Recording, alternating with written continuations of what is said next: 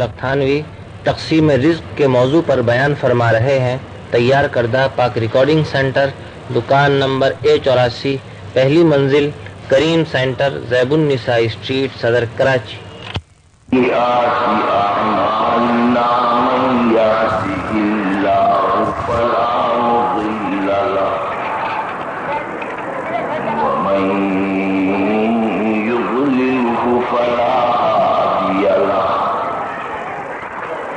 ونشهد أن لا إله إلا الله وحده لا شريك له ونشهد أن سيدنا ونبينا ومولانا محمدا عبده ورسوله صلى الله تعالى على خير خلقه محمد وآله وأصحابه أجمعين. أما بعد فأعوذ بالله من الشيطان الرجيم. بسم الله الرحمن الرحيم. لقد جاءكم رسول من أنفسكم عزيز عليه ما عنتم حريص عليكم بالمؤمنين رؤوف رحيم. وإن تولوا فقل حسبي الله لا إله إلا هو عليه توكلت وهو رب العرش العظيم.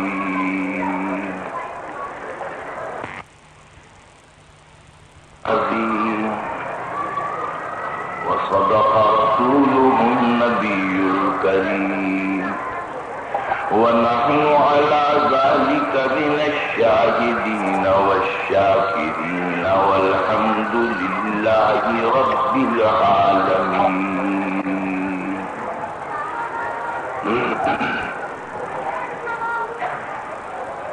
جناب صدر جلسہ، میرے عزیز طلبہ اور معزز حاضرین، جیسا کہ آپ کو معلوم ہے کہ جلسے کی غرض و غایت اور جلسے کا عنوان سرکار دو عالم صلی اللہ علیہ وسلم کی سیرت طیبہ اور آپ کی حیات پاک کا ذکر کرنا مقصود ہے. جیسا کہ مختلف محلوں میں اسی نام سے جلسے ہوا کرتے ہیں. عام طور پر ہمارے ذہنوں میں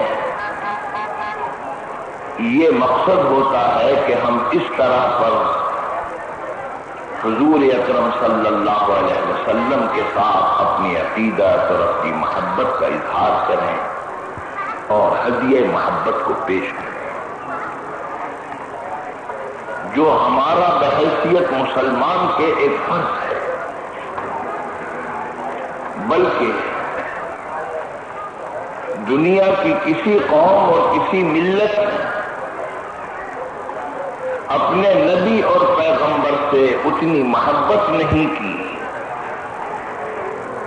جتنی کہ حضور اکرم صلی اللہ علیہ وسلم کی امت نے اور آپ کی ملت نے آپ سے محبت کی ہے. اس کی مثال اور شاید اس کی وجہ یہ بھی ہو یہ بھی میں نے اس لیے کہا کہ انسان کو اگر کسی سے محبت ہوتی ہے تو اس محبت کے بھی کچھ اسباب ہوتے ہیں، اس محبت کے کچھ وجوہ ہوتے ہیں۔ علماء نے لکھا ہے کہ محبت اور اطاعت کے 3 اسباب ہیں۔ سب سے پہلے فرمایا کہ محبت کی وجہ ہے کمال، اور دوسری وجہ ہے جمال، اور تیسری وجہ ہے نواز۔ یہ 3 اسباب محبت کے لکھے ہیں۔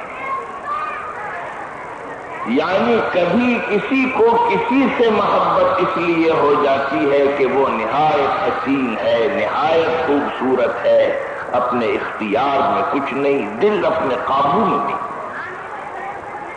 حسن اور جمال کی وجہ سے محبت ہو گئی۔ اسی لیے شیخ سعدی نے محبت اور عشق کی عجیب تعریف کی ہے۔ فرمایا کہ عاشقی چیست بگو بندہ جانا بودن، عاشقی چیست بگو بندہ جانا بودن، دل بدست دیگر و دیگر دادن و حیران بودن، کسی کے حوالے کر دینا اپنا دل اور پریشان ہو کے پھرنا، یہ محبت کہلاتی ہے، اور اس میں ہمارا کوئی اختیار نہیں۔ محبوب کے حسن اور جمال کی وجہ سے دل قابو سے باہر ہو گیا۔ ایک وجہ یہ ہے۔ اگر واقعتاً دنیا میں جمال اور حسن کی وجہ سے بھی محبت ہوتی ہے، اور آپ اور ہم انکار نہیں کر سکتے، واقعتاً ہوتی ہے، تو پھر اس آسمان کے نیچے اور زمین کے اوپر، اس آسمان کے نیچے اور زمین کے اوپر محمد عربی صلی اللہ علیہ وسلم سے زیادہ صاحب جمال اور صاحب حسن پیدا نہیں ہوا۔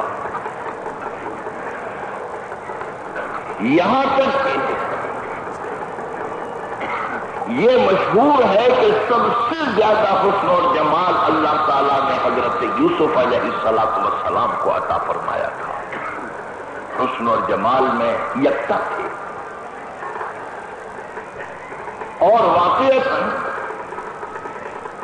دنیا کے تمام شعراء حضرت یوسف علیہ السلام کو دنیا کا حسین ترین فرد بتاتے ہیں،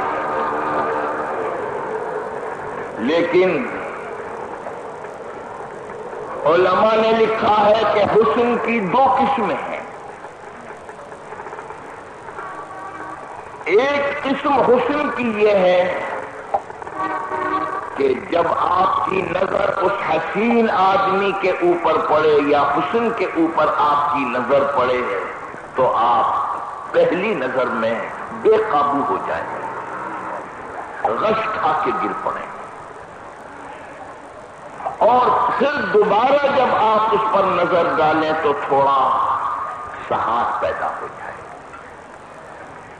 پھر تیسری مرتبہ دیکھیں تو اور زیادہ برداشت پیدا ہو جائے۔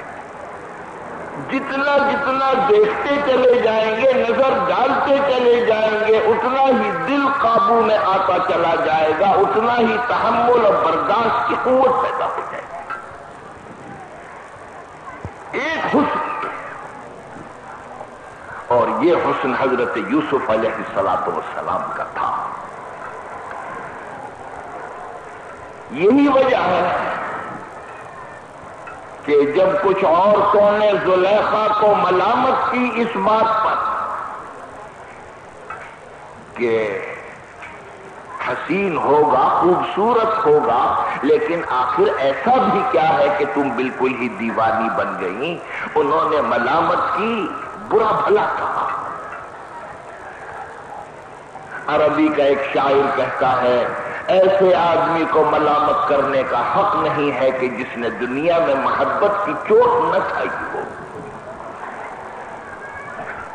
فرمایا کہ لواحی زلیخا لو رأین جبینہ، لواحی زلیخا لو رأین جبینہ، زلیخا کو ملامت کرنے والی عورتیں جنہوں نے بہت لعنت ملامت کی زلیخا کو، فرمایا کہ ان عورتوں کی ملامت سے جب وہ عاجز آ گئیں تو انہوں نے کہا کہ بھئی دیکھو میں تمہیں تجربہ کرا دیتی ہوں۔ اور انہیں یہ بات معلوم تھی کہ حضرت یوسف علیہ السلام کے حسن کی یہ خاصیت ہے کہ پہلی نظر میں کوئی برداشت نہیں کر سکتا ہے۔ چنانچہ زلیخا نے عورتوں کے ہاتھ میں لیمو دے دیے، چھریاں دے دی، اور حضرت یوسف علیہ السلام کو ایک برابر کے کمرے میں بٹھا کے رکھا اور ان سے کہا کہ تم ان لیموں کو کاٹو۔ جب وہ لیمو کاٹ نہیں تھی تو انہوں نے فوراً حضرت یوسف علیہ السلام کو بلا لیا، اور ان کے حسن کی خاصیت ہی یہ تھی کہ پہلی نظر میں کوئی برداشت نہیں کر سکتا تھا۔ جب وہ سامنے آئے ہیں تو یہ جن کے ہاتھوں میں لیمو تھے انہوں نے بجائے لیمو کے اپنی انگلیاں کاٹ لی، ہاتھ کاٹ لیے، اس لیے کہ بالکل مدہوش ہو گئی۔ تو میں یہ عرض کر رہا تھا کہ ایک حسن یہ ہے، اور یہ حسن اللہ نے حضرت یوسف علیہ السلام کو عطا فرمایا۔ اور دوسرا حسن وہ ہے کہ اگر پہلی مرتبہ حسن اور جمال کو آپ دیکھیں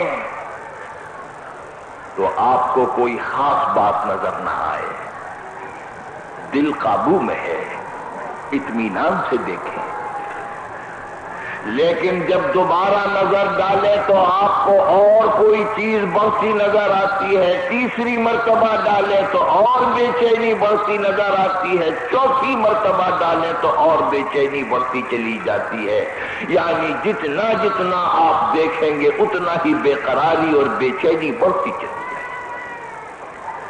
ایک حسن یہ ہے، اور یہ حسن سرکار دو عالم صلی اللہ علیہ وسلم کا حسن تھا۔ فرمایا کہ یزید کا وجہ حسنا اذا ما زدته نظرا، یزید کا وجہ حسنا اذا ما زدته نظرا، جتنا جتنا آپ نظر ڈالیں گے اور نگاہ ڈالیں گے آپ کا حسن بڑھتا چلا جائے گا اور آپ کا حسن بڑھتا نظر آئے گا۔ معلوم ہوا وہ حسن حضرت یوسف علیہ السلام کا تھا، اور یہ کم درجے کا حسن ہے، اور محمد عربی صلی اللہ علیہ وسلم کا حسن حضرت یوسف کے حسن سے بڑا ہوا ہے۔ یہی وجہ ہے حضرت عائشہ صدیقہ رضی اللہ تعالی عنہا فرماتی ہیں اور فخر کے ساتھ کہتی ہیں کہ زلیخا کو ملامت کرنے والی عورتوں نے تو صرف انگلیاں کاٹی تھیں، لیکن اگر وہ حضور کی پیشانی کے نور کو دیکھ لیتی تو بجائے انگلیوں کے کلیجے کاٹ کے پھینک دیتی۔ فرمایا کہ لواحی زلیخا لو رأین جبینہ، لواحی زلیخا لو رأین جبینہ لآثرن بالقطع القلوب علی الید۔ تو میں یہ عرض کر رہا تھا کہ حضور اکرم صلی اللہ علیہ وسلم کو حسن بھی اللہ تعالیٰ نے سب سے اعلیٰ عطا فرمایا، بلکہ اگر آپ کہیں کہ حسن کی تعریف کیا ہے تو میرے خیال میں یہ بات کہنا کوئی غلط نہیں ہے کہ حسن اور جمال کہتے ہی اس کو ہیں جس کو حضور کے چہرے پہ جگہ مل جائے، وہ حسن و جمال۔ کیوں؟ اس لیے کہ ایک جہاد کے موقع پر حضور اکرم صلی اللہ علیہ وسلم کے رخسار میں خون گھس گیا تھا، خود وہ جو سر کی حفاظت کے لیے پہن لیا جاتا ہے، اور یہ غزوہ احد ہے جس میں سرکار دو عالم صلی اللہ علیہ وسلم کا دندان مبارک بھی شہید ہوا ہے، خود آپ کے رخسار میں گھس گیا اور حضرت علی کرم اللہ وجہہ نے دانتوں سے اس کو نکالا، وہاں ایک نشان بن گیا۔ صحابہ یہ کہتے ہیں کہ جب حضور اکرم صلی اللہ علیہ وسلم کے چہرے پر وہ نشان بن گیا تو آپ کا حسن اتنا دوبالا ہو گیا کہ یہ معلوم ہوتا تھا کہ اس نشان کی کمی تھی پہلے، اتنا حسن آپ کا ہو گیا، جس کا مطلب یہ ہے کہ ممکن ہے کہ وہی نشان اگر میرے اور آپ کے چہرے پہ پڑ جاتا تو وہ بدصورتی کے اندر، بدنمائی کے اندر شمار ہوتا، لیکن اگر سرکار دو عالم صلی اللہ علیہ وسلم کے چہرے پر اسے جگہ ملی ہے تو وہ باعث حسن و جمال ہو گیا ہے۔ فرمایا کہ حسن خود حسن ہوا تیرے ہنسی ہونے سے، حسن خود حسن ہوا تیرے ہنسی ہونے سے، روئے زیبا تیرا خود زینت زیبائی ہے۔ تو عرض یہ کر رہا تھا کہ محبت کے اسباب میں سے ایک سبب ہے حسن و جمال، وہ بھی موجود ہے یہاں، اور محبت کے اسباب میں سے دوسرا سبب علماء نے لکھا ہے کمال۔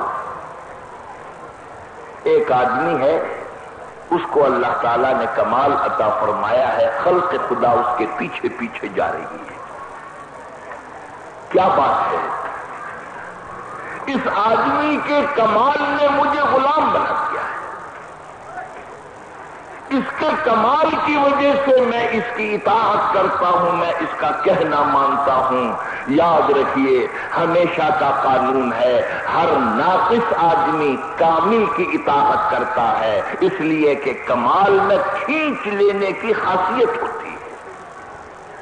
ہر صاحب کمال سے ناقص آدمی محبت کیا کرتا ہے۔ اس پہ لطیفہ مجھے یاد آیا، علی حزین ایک شہزادہ ہے،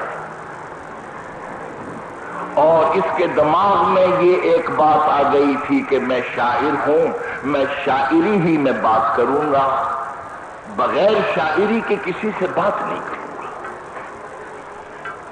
اس نے اپنا ایک ملازم رکھا تھا جس کا نام تھا رمضانی، اور جب کوئی بات کرتا تھا تو مصرے میں یا شعر میں بات کرتا تھا، اس کا جواب بھی وہ مصرے اور شعر میں لیتا تھا۔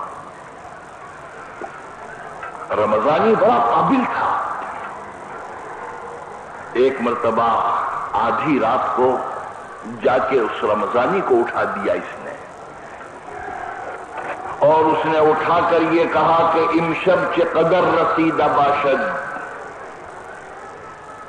رمضانی سے سوال کیا کہ امشب چه قدر رسیدہ باشد، یعنی یہ رات جس میں ہم اور آپ موجود ہیں یہ کتنی گزر چکی ہے۔ یعنی پوچھنا تو یہ ہے کہ بھئی اب کیا بجا ہے، رات کا 12 بج گئے، 1 بج گیا، 11 بجے، کیا بجا ہے؟ امشب چه قدر رسیدہ باشد۔ فوراً رمضانی نے جواب دیا زلفش بکمر رسیدہ باشد، محبوب کی زلفیں کمر تک پہنچ گئی ہیں، یعنی رات آدھی ہو گئی ہے۔ یہ علی حزین کو یہ ایک چسکا تھا کہ وہ شاعری میں بات کرتا تھا، شاعری میں جواب دیتا تھا۔ تو ایک مرتبہ علی حزین بیٹھا ہوا لکھ رہا تھا تو بار بار مکھی آتی تھی اور اس کی ناک پہ بیٹھ جاتی تھی، یہ بار بار اسے اڑاتا تھا، پھر آ کے بیٹھ جاتی تھی، یہ پریشان ہو گیا۔ اس نے رمضانی کو آواز دی اور آواز دے کے کہا کہ رمضانی مگسامی آئین، ارے رمضانی مکھیاں آ رہی ہیں، مجھے چمٹ رہی ہیں۔ رمضانی نے بڑا اچھا جواب دیا. انہوں نے کہا حضور گھبرانے کی بات نہیں ہے، نا کساں پیشے کساں می آین، نالائق لائق لوگوں کے پاس آیا ہی کرتے ہیں تو حضور کے پاس بھی آتے ہیں. خیر مطلب یہ تھا کہ محبت کے اسباب میں سے ایک سبب ہے کمال، اور وہ بھی سرکار دو عالم صلی اللہ علیہ وسلم کے پاس اس مقدار میں تھا کہ اس آسمان کے نیچے اور زمین کے اوپر کوئی ایسا صاحب کمال نہیں پیدا ہوا جو کمال اللہ تعالیٰ نے سرکار دو عالم صلی اللہ علیہ وسلم کو عطا فرمایا. آپ کو آپ کی بناوٹ کے اعتبار سے، اخلاق کے اعتبار سے، عبادت اور ریاضت کے اعتبار سے تو کمال تھا ہی، وہ شریعت جو اللہ تعالیٰ نے آپ کو دی ہے وہ بھی سب سے زیادہ کامل ہے.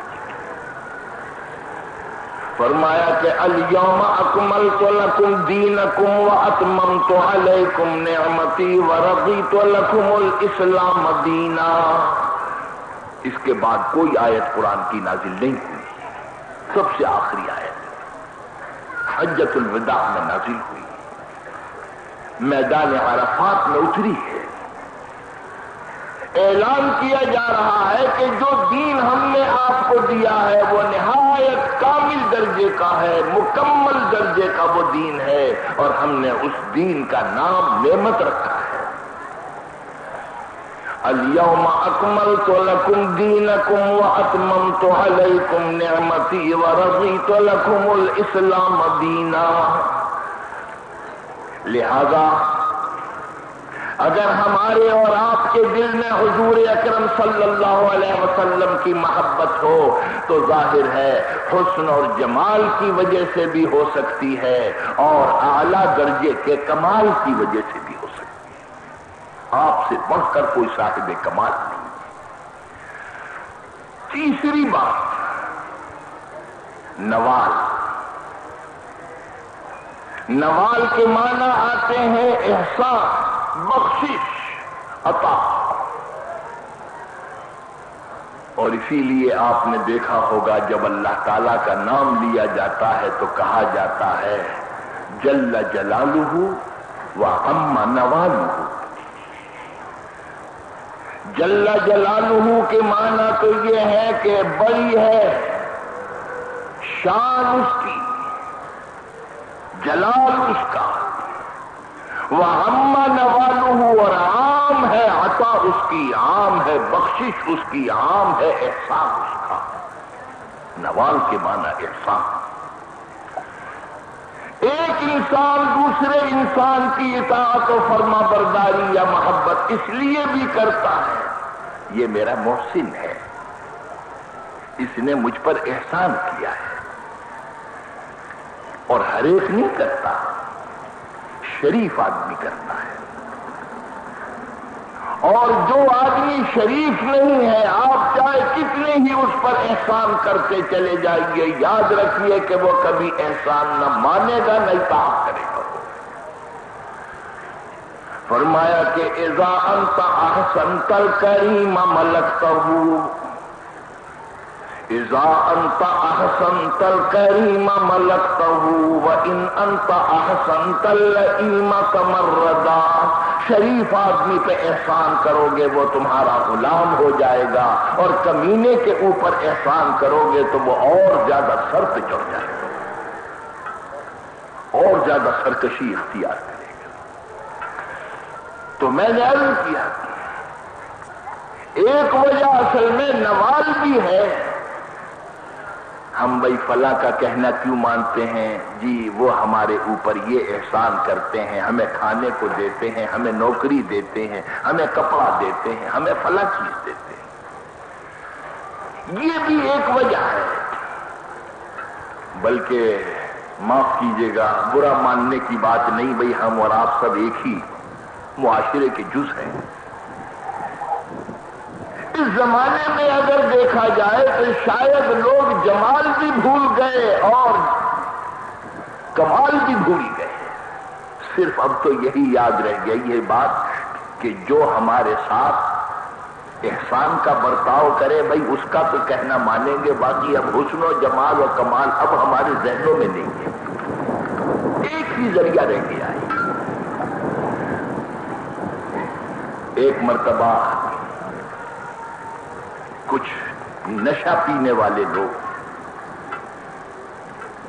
ایک مجلس میں بیٹھے ہوئے تھے اور جیسے نشے باز آپس میں ایک دوسرے سے گفتگو کیا کرتے ہیں وہ گفتگو آپس میں کر رہے تھے، اور مسئلہ بڑا فلسفیانہ اور بڑا اہم مسئلہ تھا، اور یہ نشے باز اس پر گفتگو کر رہے تھے۔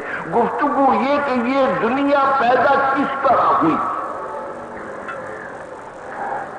اور اندازہ لگائیے کہ اس مسئلے کے اوپر وہ لوگ گفتگو کر رہے ہیں کہ جو جانوروں کی صف میں داخل ہیں، اس لیے کہ نشہ پینے کے بعد جب انسان کی عقل باقی نہیں رہتی وہ ڈنگروں کی اور جانوروں کی صف میں چلا جاتا ہے، انسان نہیں رہتا۔ یعنی اگر گندگی اور غلاظت اگر اس کے سامنے پڑی ہوئی ہو تو ہاتھ لگاتے شاید منہ لگاتے ہوئے بھی اس کو غیرت نہیں آئے گی، اس لیے کہ وہ چیز ہی اب اس کے پاس نہیں ہے کہ جس سے وہ یہ سوچتا ہے کہ یہ چیز ناپاک ہے اور یہ چیز پاک ہے، وہ موجود ہی نہیں ہے۔ لوگ پوچھا کرتے ہیں کہ صاحب شراب کے حرام ہونے کی دلیل لائیے، دلیلیں تو بہت ہیں، لیکن شراب کے حرام ہونے کی یہی دلیل سب سے بڑی دلیل ہے کہ جانوروں سے اونچا درجہ اللہ نے آپ کو عطا فرمایا۔ کس وجہ سے؟ اس وجہ سے نہیں کہ آپ کے کان ہیں، اس وجہ سے نہیں کہ آپ کی آنکھیں ہیں، اس وجہ سے نہیں کہ آپ کے بولنے کے لیے زبان ہے، اس لیے کہ یہ معاف کیجیے گا یہ ہر جانور کو اللہ نے دیا۔ کیا گدھے کے کان نہیں ہیں؟ کیا گھوڑے کے کان نہیں ہیں؟ کیا جانوروں کے آنکھیں نہیں ہیں؟ کیا جانوروں کے اندر یہ قوت نہیں ہے کہ وہ یہ اندازہ لگائے کہ یہ گرم ہے اور یہ ٹھنڈی ہے، جیسے ہم اور آپ ہاتھ سے چھو کے لگا لیتے ہیں؟ کیا سونگھنے کے لیے ناک نہیں ہے؟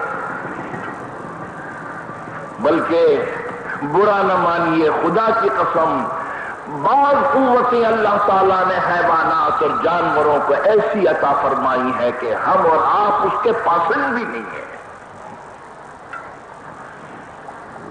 چنانچہ سونگھنے کی قوت ناک سے تعلق رکھتی ہے، چیونٹی کو اللہ تعالیٰ نے اتنی تیز عطا فرمائی ہے کہ مجھے اور آپ کو نہیں ملی۔ چیونٹی اپنی خوراک اور اپنی غذا کا اندازہ سونگھنے سے لگاتی ہے، بہت دور سے اس کو پتا چل جاتا ہے کہ میرے کھانے کا سامان کہاں ہے، وہیں پہنچ جاتی ہے۔ اور اسی طریقے سے جانوروں میں سونگھنے کی قوت اتنی زبردست ہے کہ اگر کسی جنگل میں جہاں شیر ہو، اگر انسان شکار کھیلنے والا قدم رکھے، حالانکہ کئی فرلانگ کا ابھی فاصلہ ہے، لیکن اس شیر کی ناک میں انسان کی خوشبو آ جاتی ہے، فوراً وہ یہ سمجھ لیتا ہے کہ جو میری جان کا دشمن ہے وہ جنگل میں داخل ہو گیا ہے۔ اندازہ لگائیے، ہمیں اور آپ کو نہیں پتا چلتا ہے۔ اسی طریقے سے یہ چکھنے کی قوت یا یاد رکھنے کی قوت، علماء نے لکھا ہے حقیقت یہ ہے کہ یہ چھوٹی چھوٹی چیزیں ہیں جن کو دیکھ کر یہ خیال ہوتا ہے ایسے ایسے کمالات اللہ تعالیٰ نے رکھے ہیں، تو جس نے ان کو پیدا کیا ہے وہ خود کتنا باکمال ہوگا۔ فرمایا کہ یہ جو شہد کی مکھی ہے اس کا قوت حافظہ اتنا تیز ہے کہ شاید کسی حافظ کا بھی اتنا تیز نہیں ہوگا، اس لیے کہ یہ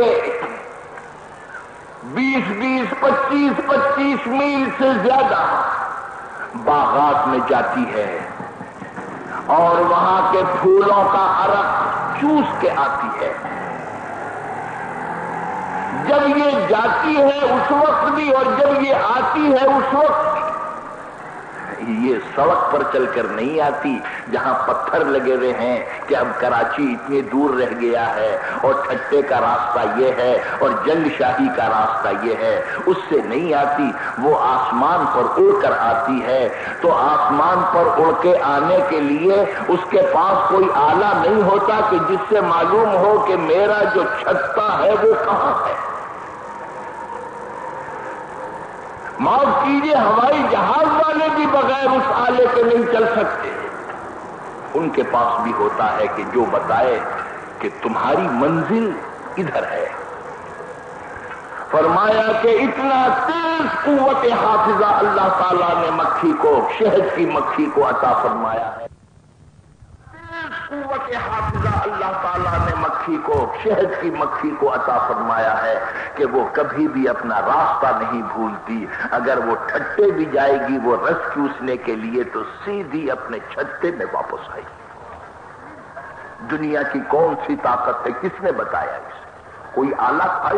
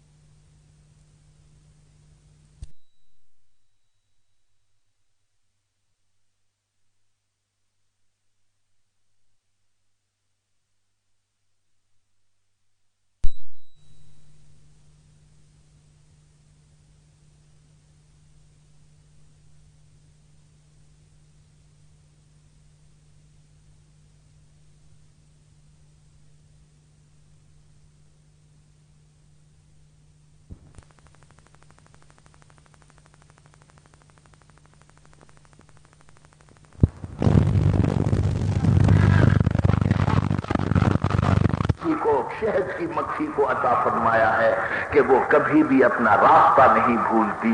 اگر وہ ٹھٹے بھی جائے گی وہ رس چوسنے کے لیے تو سیدھی اپنے چھتے میں واپس آئے گی۔ دنیا کی کون سی طاقت ہے؟ کس نے بتایا اسے؟ کوئی آلہ تھا اس کے پاس؟ اسی لیے قرآن کریم میں اللہ تعالیٰ نے ایک سورت ہی ایسی نازل فرمائی ہے جس کا نام سورہ نحل ہے، شہد کی مکھی کی صورت۔ اس چھوٹے سے جانور کو اتنی شرافت ملی کس وجہ سے؟ اے انسانوں، اس جانور کے قوت حافظہ کو دیکھو اور دیکھو اللہ تعالیٰ نے یہ کمال اس چھوٹے سے جانور میں کیسا رکھ دیا ہے۔ تو خیر میں یہ بات عرض کر رہا تھا، آپ سوچئے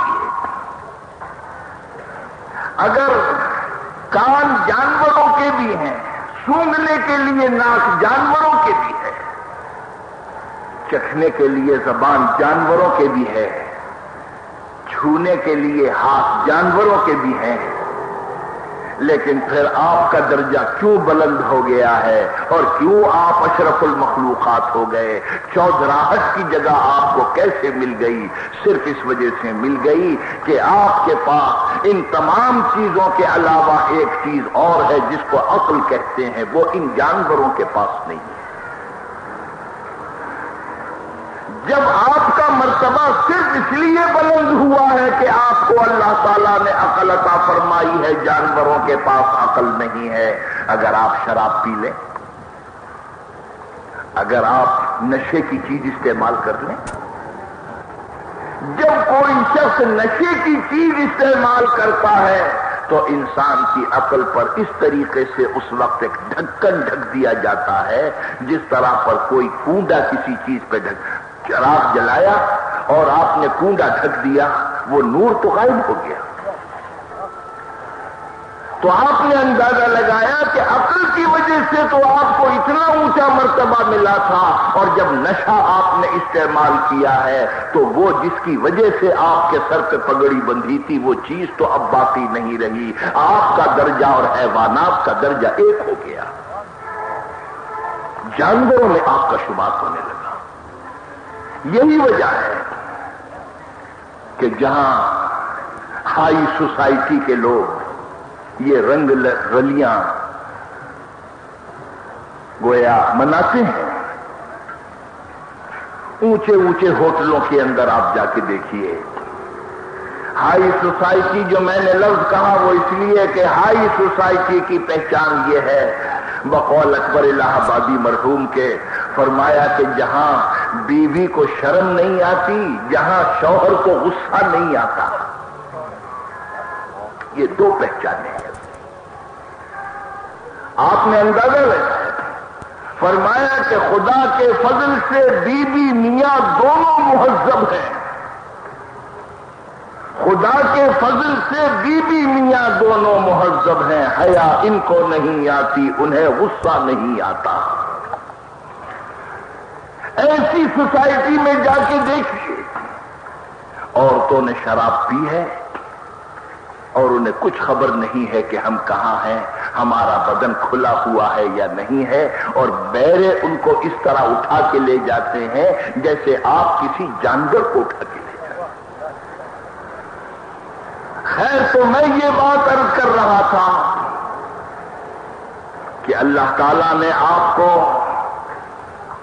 ये शराफत और ये सरदारी अता फरमाई है कि अल्लाह ताला ने आपको अक्ल दी है, जानवरों के पास अक्ल नहीं है। तो खैर, चीज ये थी कि हम और आप इस जमाने में न जमाल की परवाह करें, न कमाल की परवाह करें, सिर्फ एक बात रह गई है, रोजी किससे मिलती है, कपड़ा कौन देता है, काम हमारा कौन करता है। खैर, तो मैं ये कह रहा था कि वो नशेबाज बैठे हुए ये गुफ्तगू कर रहे थे कि भाई ये दुनिया कैसे पैदा हुई और किस तरह खत्म होगी। तो किसी ने उसी भंग और चरस के नशे में कोई बात कही, दूसरी ने और कही, तीसरी ने कुछ और बात कही, लेकिन एक आदमी ने बड़ी काम की बात कही। उसने कहा कि भाई बात यह है कि ये दुनिया असल में 4 भाइयों से चली है और 4 भाइयों में से 3 भाइयों का इंतकाल हो गया है, अब एक भाई बाकी रह गया। जिस दिन वो खत्म हो जाएगा कयामत आ जाएगी। तो लोगों ने जरा शौक से सुना कि ये तो इस तरह कह रहा है जैसे किसी किताब में पढ़ के आया है। उसने कहा कि भाई वो 4 भाई कौन थे? कहने लगे सबसे बड़े भाई का नाम था मोहब्बत अली। उन भाई को मरे हुए जमाना हो गया, उनका सिक्का खत्म हो गया, उनके आकार और निशान मिट गए। अब दुनिया में कोई किसी से मोहब्बत नहीं करता, और अगर मोहब्बत का किस्सा पढ़ना हो तो फिर तुम शीरी फरहाद का पढ़ लेना या लैला मजनू का पढ़ लेना, मोहब्बत बाकी नहीं रही। लोग बड़े मुतासिर हुए। उसने कहा कि दूसरे भाई का नाम था एहसान अली। यानी एक जमाना ऐसा था कि एक दूसरे पर एहसान करता था और एहसान करके खुश होता था, शिकायत कोई किसी की नहीं करता था। एहसान अली का सिक्का चलता था। उस जमाने में बड़ी भाईबंदी आपस में थी। एहसान अली का भी इंतकाल हो गया, उनका सिक्का भी गायब हो गया। अब दुनिया में एहसान का वजूद नहीं। उसने कहा कि तीसरे भाई का नाम था बरकत अली, और एक आदमी कमाता था और 10 आदमियों के लिए वो काफी होता था। अल्लाह ताला ने कमाई में बरकत अता फरमाई थी। 10-10 और 20-20 रुपए माहवार मिलते थे और सारे खानदान और कुनबे को खिलाते थे। और अब बरकत का नामो निशान मिट गया है। अब बड़े से बड़े सरकारी मुलाजिम के पास भी 15 तारीख के बाद जेब खाली रहती है। बरकत अली भी उठ गए, उनका सिक्का भी खत्म। एक भाई रह गए हैं बाकी, अब उन्हीं का सिक्का चलता है, उन्हीं का दौर दौरा है और उन्हीं के पीछे लोग चलते हैं। उसने कहा वो कौन? उसने कहा चौथे भाई का नाम है मतलब अली। فرمایا کہ آج جس کو دیکھو مطلب کی بات کرتا ہے، معلوم ہوا محبت علی مر گئے، احسان علی مر گئے، برکت علی مر گئے، صرف ایک مطلب علی باقی رہ گئے ہیں۔ آج ہم محبت اور اطاعت صرف اس کی کرتے ہیں جس سے ہمیں فائدہ پہنچتا ہے۔ تو معلوم ہوا اگر یہ بنیاد محبت کی ہے تو خدا کی قسم میں یہ کہتا ہوں کہ سرکار دو عالم صلی اللہ علیہ وسلم کا آدم کی اولاد پر جتنا احسان ہے، خدا کی قسم وہ احسان قیامت تک کبھی اتارا نہیں جا سکتا ہے۔ آپ ہی کا یہ احسان تھا کہ آپ کی بدولت آج انسان بنے ہوئے ہیں، چاہے کوئی ایمان لائے یا ایمان نہ لائے، یعنی جو ایمان لائے ہیں وہ بھی آدمی ہے، لیکن جو ایمان نہیں لائے کچھ نہ کچھ انسانیت کا سایہ ان پر بھی پڑا ہے۔ جب بارش ہوتی ہے تو یہاں بیچ سڑک میں تو پانی برسے ہی گا، لیکن وہ جو چھت کے نیچے جگہ ہے تھوڑا بہت پانی کا اثر وہاں بھی پہنچتا ہے۔ جو لوگ ایمان لے آئے ان کو یہ معلوم ہو گیا کہ باپ اپنے بیٹے سے کس طرح محبت کرتا ہے، ماں باپ اپنی بیٹی سے کس طرح محبت کرتے ہیں۔ کیوں صاحب، حضور کے تشریف لانے سے پہلے آخر یہی حضرت انسان اور انسان کی اولاد تھی جو لڑکیوں کو پیدا ہونے کے ساتھ ہی ساتھ ان کو زندہ دفن کر دیتے تھے۔ کیا وہ باپ اور ماں نہیں ہوتے تھے؟ ان کے سینے میں دل نہیں تھا بلکہ پتھر کی سل تھی۔ ایک واقعہ مجھے یاد آیا، حضور اکرم صلی اللہ علیہ وسلم کے پاس ایک شخص آیا ہے اور آ کر کہا کہ یا رسول اللہ، آپ مجھے کسی طریقے سے مسلمان لے جا کر کنویں میں ڈال کر آئے ہیں۔ جب میں نے اس بچی کو کنویں میں ڈالا تھا وہ آنکھوں میں آنکھیں ڈال کے دیکھ رہی تھی، وہ منظر میرے ذہن سے نہیں اترتا، اس کی وجہ سے میں رو رہا ہوں۔ حدیث میں آتا ہے کہ حضور اکرم صلی اللہ علیہ وسلم اس قدر روئے ہیں اس واقعے کو سن کر کہ آنسوؤں سے آپ کی ریش مبارک تر ہو گئی، اور آپ نے فرمایا کہ کیا دنیا میں ایسے ظالم ماں باپ بھی ہیں؟ فرمایا آپ نے دوبارہ اس واقعے کو سنا، حضور نے دوبارہ یہ واقعہ سنا، جس کا مطلب یہ ہے آج سے 1400 سال پہلے کی بات ہے، آخر وہ بھی ماں تھی وہ بھی باپ تھے، اپنی اولاد کو کس طرح زندہ دفن کر دیتے تھے، پھر بیٹے اور بیٹیوں کو قتل کرتے تھے۔ فرمایا کہ وَلَا تَقْتُلُوا أَوْلَادَكُمْ خَشْيَةَ إِمْلَاقٍ وَلَا تَقْتُلُوا أَوْلَادَكُمْ مِنْ إِمْلَاقٍ۔ قرآن کریم نے کہا کہ اگر تمہیں یہ خطرہ ہے کہ اگر اولاد تمہارے گھر میں پیدا ہو گئی تو پھر تمہیں ذرا سا سالن میں اور پانی ڈالنا پڑے گا اور بھنا ہوا کھانا نہیں کھا سکو گے، تو خدا کے لیے اس کی وجہ سے اولاد کو تو قتل نہ کرو، صرف اپنے لذت کی خاطر تم اولاد کو قتل کرتے۔ فرمایا کہ خبردار، تمہیں معلوم ہونا چاہیے کہ اصل میں تو ہم دینے والے اولاد کو ہیں، لیکن چونکہ تم ان کی نگرانی کرتے ہو، ان کی تربیت کرتے ہو، اس طرح ان کے صدقے میں تمہیں بھی کھانے کو دیتے ہیں۔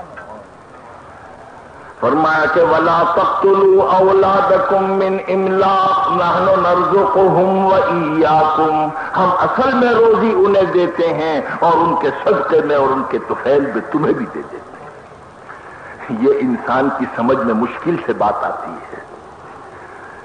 ایک شخص کے ہاتھ میں دولت آ رہی ہے، وہ سمجھ رہا ہے کہ سب سے زیادہ اللہ میاں مجھے پیار کرتے ہیں، بس یہ مجھے بھی رائے ہے۔ نہیں، ہو سکتا ہے کہ اللہ نے جو کچھ تمہارے ہاتھ میں دیا ہے یہ تمہاری بیوی کا صدقہ ہو سکتا ہے کہ یہ تمہاری اولاد کا صدقہ ہو سکتا ہے کہ اس تنخواہ کو لے کر تم کسی فقیر اور غریب کو دیتے ہو، اس فقیر کے صدقے میں ملتا ہے، اور یہ بھی ہو سکتا ہے کہ جو دو چار ملازم تمہارے گھر پر ہیں ان کو جو تم دیتے ہو ان کے صدقے میں تمہیں اللہ تعالیٰ دے رہا ہے. کبھی نہیں سمجھنا چاہیے کہ اصل میں مجھے مل رہا ہے اور میرے صدقے میں سب کھا رہے ہیں. کبھی نہیں سمجھنا. مجھے ایک واقعہ یاد آیا. حضرت ذوالنون مصری رضی اللہ تعالیٰ عنہ بہت بڑے ولی ہیں, بہت بڑے بزرگ. فرمانے لگے کہ ایک مرتبہ میں پیدل چلا جا رہا تھا جنگل میں, میرے ساتھ ایک آدمی بھی تھا. تھوڑی دیر میں نے یہ دیکھا کہ ابر کا بادل کا ٹکڑا میرے سر پر ہے اور اس نے سایہ کر دیا. پہلے تو میں یہ سمجھا کہ یہ بات اتفاق سے ہو گئی, لیکن ہم نے دیکھا کہ یہ بادل کا ٹکڑا ہمارے ساتھ ساتھ چل رہا ہے جیسے کسی نے چھتری لگا دی ہے. اب ہم دونوں مسافر آرام سے جا رہے ہیں. فرمانے لگے میرے دل میں یہ خیال پیدا ہوا, بھئی میں بہت بڑا بزرگ ہوں, میں بہت بڑا اللہ والا ہوں, بہت میں نیک ہوں. یہ اصل میں سائے کا انتظام اللہ نے میرے لیے کیا ہے اور یہ جو دوسرا مسافر ہے یہ میرے صدقے میں جا رہا ہے. لیکن چونکہ بڑے اللہ والے تھے فوراً یہ خیال پیدا ہوا, توبہ, ایسی بات نہیں سوچنی چاہیے. دل میں ڈرنے لگے کہ میرے منہ سے یہ کیا بات نکل گئی ہے کہ سائے کا انتظام میرے لیے ہے اور یہ میرا ساتھی میرے صدقے میں جا رہا ہے. آخر کو چلتے چلتے ایک ایسے مقام پر پہنچے کہ جہاں سے دونوں مسافروں کے راستے الگ الگ ہونے والے. اب حضرت ذوالنون مصری فرماتے ہیں مجھے یہ خوف پیدا ہوا کہ اے اللہ مجھے رسوا نہ کرنا, اگر میرے منہ سے یہ بات نکل گئی ہے تو یہ بہت بڑی غلطی ہے. حضرت ذوالنون مصری فرماتے ہیں جب وہ مسافر دوسرے راستے پہ چلا گیا اور میں اس راستے پر چلا گیا تو میں نے اپنی آنکھوں سے دیکھا کہ ابر کا ٹکڑا اس مسافر کے ساتھ چلا گیا اور میں بغیر ابر کے رہ گیا. فرمانے لگے اسی وقت میں نے توبہ کی, سجدے میں گر گیا اور میں نے کہا کہ اے اللہ میرے قصور کو معاف کر دیجئے. واقعی کسی کو حقارت کی نگاہ سے نہیں دیکھنا چاہیے, نہیں معلوم کہ کس کا مرتبہ خدا کی نظر میں کیسا ہے. اسی طریقے سے اللہ تعالیٰ جس کو عطا فرماتے ہیں کبھی کبھی اس کے ہاتھوں سے اصل میں تقسیم کرنا مقصود ہوتا ہے. کچھ تمہاری اولاد کو پہنچے, کچھ تمہاری بیوی کو پہنچے. اسی لیے یاد رکھیے کبھی اولاد کی اور اہل و عیال کی اور بیوی کی حق تلفی نہیں کرنا چاہیے, اس لیے کہ نہیں کہا جا سکتا آج جو ہم مزے اڑا رہے ہیں, آج آرام کر رہے ہیں, ممکن ہے کہ ہم بیوی بچوں کے صدقے میں کر رہے ہیں. خیر, تو عرض یہ کرنا تھا کہ آج کا جو زمانہ ہے وہ یہ ہے کہ آج سبھی مطلب اچھے ہیں. تو حضور اکرم صلی اللہ علیہ وسلم کے احسانات ہمارے اور آپ کے اوپر اتنے بڑے ہیں. آج ہمیں انسان بنایا کس نے؟ سرکار دو عالم صلی اللہ علیہ وسلم کی تعلیمات نے. آپ دنیا میں معلم بن کر تشریف لائے. حدیث میں آتا ہے انما بعثت معلما, میں معلم بن کر دنیا میں آیا ہوں. آپ کو یہ آپ نے واضحوں میں سنا ہوگا, کتابوں میں پڑھا ہوگا کہ جنت ماؤں کے قدموں کے نیچے ہے. الجنت تحت اقدام امہاتکم, حدیث کے الفاظ یہ ہے کہ جنت تمہاری ماؤں کے قدموں کے نیچے ہے. مردوں میں ایک دم یہ اشتعال پیدا ہوا ہوگا کہ صاحب اللہ میاں کبھی مردوں کا درجہ بڑھاتے ہیں اور کبھی عورتوں کا درجہ اتنا بڑھا دیتے ہیں. یہ کیوں نہیں کہا کہ مردوں کے قدموں کے نیچے جنت ہے, یہاں عورتوں کو اتنا بڑا درجہ دے دیا. اور یہ حقیقت ہے. بعض فضیلتیں ایسی ہیں کہ اللہ تعالیٰ نے وہ عورتوں کو عطا فرمائی ہیں اور مرد اس کے پاسند بھی نہیں. اللہ تعالیٰ نے ان کو بڑی فضیلت عطا فرمائی ہے. ان میں سے یہ بھی ہے، میری بچی نے جب یہ حدیث سنی تو وہ کہنے لگی کہ ہماری اماں کے قدموں کے نیچے جنت ہے اور ہمارے ابا کے قدموں کے نیچے چپل ہے۔ واقعی بات تو ٹھیک ہے، ہمارے قدموں کے نیچے تو سوائے جوتے اور چپل کے اور تو کوئی فضیلت ہے نہیں۔ یہ فضیلت اللہ نے عورتوں کو عطا فرمائی ہے۔ کیوں؟ یہ جو زبان آپ لوگ بولتے ہیں، خواہ کوئی سی زبان بھی ہو، اردو ہو، سندھی ہو، گجراتی ہو، کوئی سی بھی، تو آپ لوگ اس زبان کو کہتے ہیں یہ مادری زبان ہے۔ تو لوگوں کو اس بات پر اعتراض ہے کہ صاحب آپ مادری کیوں کہتے ہیں؟ کیوں صاحب یہ ماں ہی کی زبان ہے، باپ کی نہیں ہے؟ یہ کیسا فیصلہ آپ نے کیا ہے کہ آپ نے اس کا نام مادری رکھ دیا، پدری کیوں نہیں ہے؟ آپ اس کو فادری بھی کہیے۔ تو اس کا ایک بڑا اچھا جواب جو ہے اسکول کے ایک بچے نے دیا تھا۔ انسپیکٹر آف اسکول آیا اور آ کر اس نے یہ سوال کیا کہ بتاؤ یہ جو زبان تم بولتے ہو اس کو مادری کہتے ہیں، کیا وجہ ہے کہ اس کو تم باپ کی زبان کیوں نہیں کہتے؟ باپ بھی تو یہی بولتا ہے۔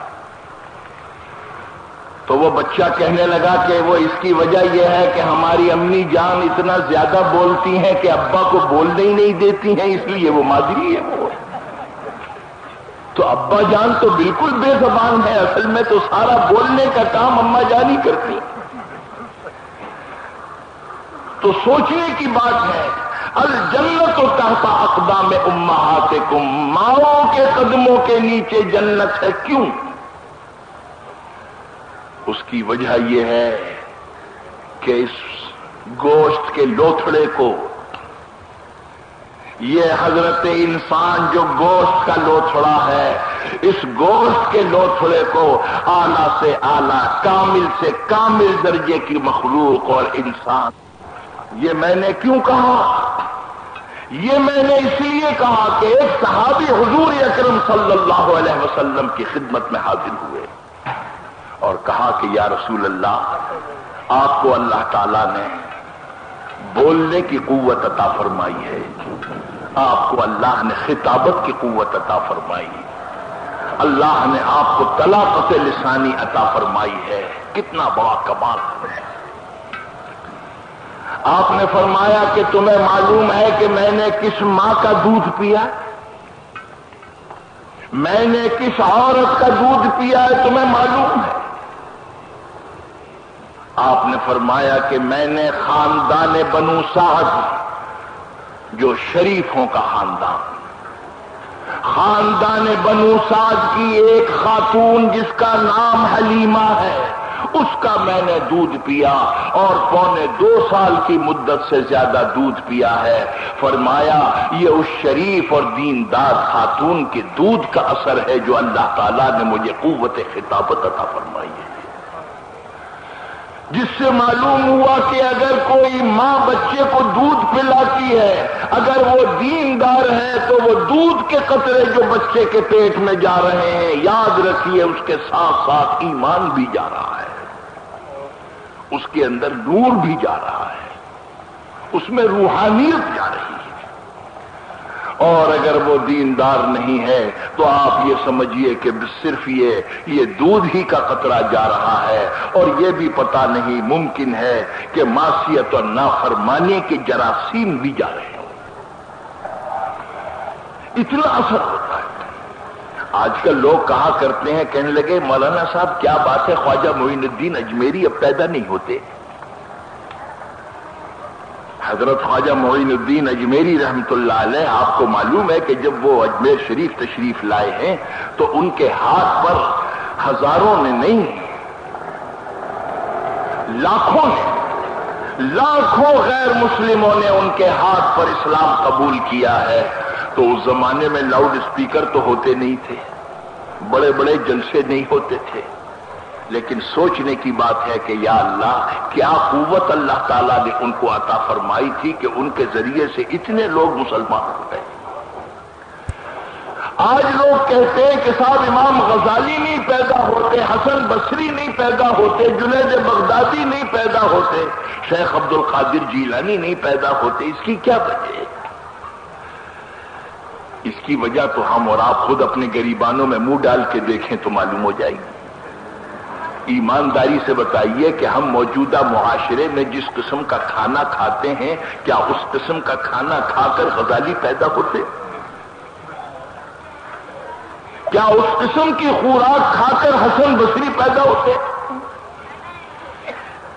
ایک اللہ والے تھے بزرگ، اپنے بچے کو انہوں نے علم دین حاصل کرنے کے لیے بھیجا۔ اس نے کتابیں پڑھ لی، بڑا فاضل ہو گیا، لیکن باپ تو صرف چہرے کی آنکھ سے نہیں دیکھتا تھا، دل کی آنکھ سے بھی دیکھتا تھا، وہ بڑا اللہ والا تھا۔ اس نے یہ محسوس کیا میرے بیٹے کو علم تو مل گیا لیکن اس کے علم میں نور نہیں ہے۔ اور یاد رکھیے کہ جب تک کسی کے علم میں نور نہیں پیدا ہوتا ہے اس کے علم سے خلق خدا کو کوئی فائدہ نہیں پہنچتا۔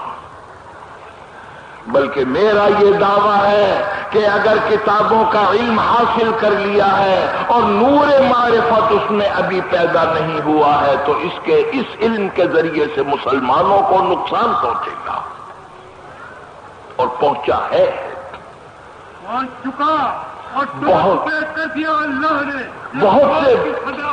بہت سے بڑے بڑے ایسے علماء ہیں مسلمانوں سے دنیا میں ایسے لوگ آئے اور آنے کے بعد ان کے علم سے نقصان پہنچا۔ اس میں ایک مثال اکبر کے زمانے کی یاد آئی۔ ابو الفضل فیضی کے علاوہ ایک عالم تھے جن کا نام تھا ملا مبارک ناگوری، بہت بڑی ان کی یونیورسٹی تھی، بڑے بڑے ان کے شاگرد تھے۔ ملا عبد القادر بدایونی ان کے شاگردوں میں سے ایک بڑے عالم ہیں۔ ملا عبد القادر بدایونی جب تاریخ لکھ رہے ہیں، جب اپنے استاد کا ذکر آیا ہے تو اپنے استاد کا ذکر بہت برے الفاظ میں کیا۔ کیوں؟ اس لیے کہ اس استاد کے علم سے نقصان پہنچا۔ انہوں نے اکبر کے اشارے پر دین کو مسخ کرنے کی کوشش کی، تو جس وقت استاد کا ذکر آیا ہے تو 2 شعر لکھے اور یہ کہا کہ یہ ہے میرا استاد۔ فرمایا کہ تو اے مرد سخن پیشہ ز بہرے چند مستی دوں، تو اے مرد سخن پیشہ ز بہرے چند مستی دوں، ز دین حق بے ماں دستی بنے روح سخندانی۔ صرف زبان کی قوت سے اور بولنے کی قوت سے تو نے حق کو باطل اور باطل کو حق کر دکھایا ہے۔ فرمایا کہ چہ سستی دیدی سنت کے رفتی سوئے بے دینا، تجھے سنت رسول میں کیا کھوٹ نظر آیا ہے جو تو دشمنان اسلام کی طرف چلا گیا ہے۔ کہ سستی دیدی سنت کے رفتی سوئے بے دینا، کہ تقصیر آمد از قرآن کے گردی گردے الانی، تجھے قرآن میں کون سا قصور نظر آیا کہ جس کی وجہ سے تو نے رکابی اور پلیٹ کو اپنا مذہب بنا لیا؟ تو یہ اپنے استاد کا ذکر کیا، تاریخ لکھی اور تاریخ لکھ کے مر گئے گھر کے اندر، اور اکبر کے زمانے کے بعد پھر یہ تاریخ چھپی ہے۔ تو خیر میں یہ کہہ رہا تھا کہ اس باپ نے یہ دیکھا کہ میرے بیٹے کو علم تو مل گیا، نور نہیں ہے، کیا بچے ہے؟ لڑکے نے دوپہر کے وقت کہا کہ ابا جان چلیے کھانا کھانے کے لیے۔ بیٹا کہاں جاؤ گے؟ جی سڑک پر بھٹیارے کی دکان ہے، وہاں پر ہم بیٹھ کے کھانا کھاتے ہیں۔ فرمایا او ہو، بات میرے سمجھ میں آ گئی، آج تیرے علم میں نور کیوں نہیں پیدا ہوا؟